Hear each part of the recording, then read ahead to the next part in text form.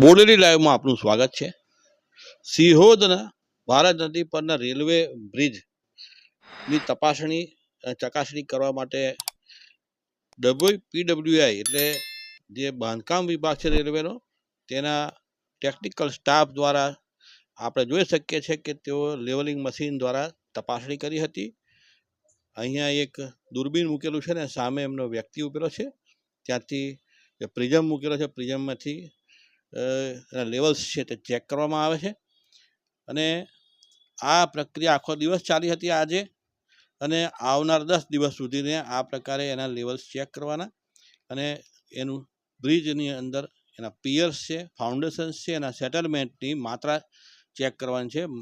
Settlement થાય છે કે કેમ તે અંગેની ચકાસણી માટે જે રીતે બાજુનો NHAIનો હાઈવેનો બ્રિજ તૂટી પડ્યો એમાં સેટલમેન્ટ થતું હતું, ત્યાર પછી જે રીતે ડાયવર્ઝન તૂટી પડ્યું, ધોવાઈ ગયું, તે જોતાં રેલવેના જે ફાઉન્ડેશન્સ છે રેલવે બ્રિજના ફાઉન્ડેશન, તેમાં પણ ધોવાણ થયું છે.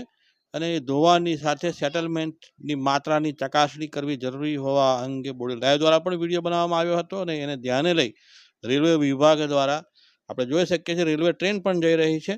તે વખતે પણ આ માપ લેવામાં આવ્યા હતા, મેજરમેન્ટ લેવામાં હતા સેટલમેન્ટ અંગેના, અને રેલવે ટ્રેન જતાં પૂર્વે પણ લેવામાં આવ્યા હતા.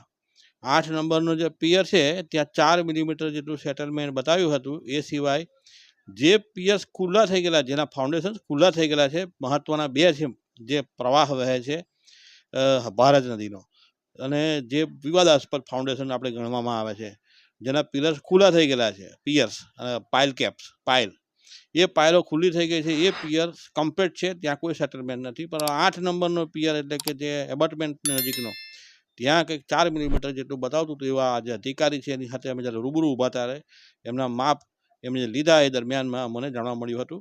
પરંતુ સમગ્રતયા બ્રિજ સલામત છે અને એને કંઈ પણ ખામી નથી, એ પ્રકારનું પહેલે દિવસે જે માપ લેવામાં આવે એના પરથી અંદાજ આવ્યો છે. અને આપણે અપેક્ષા રાખીએ કે એ જ પ્રકારની અવસ્થા પણ આવનાર સમયમાં પણ જોવા મળે.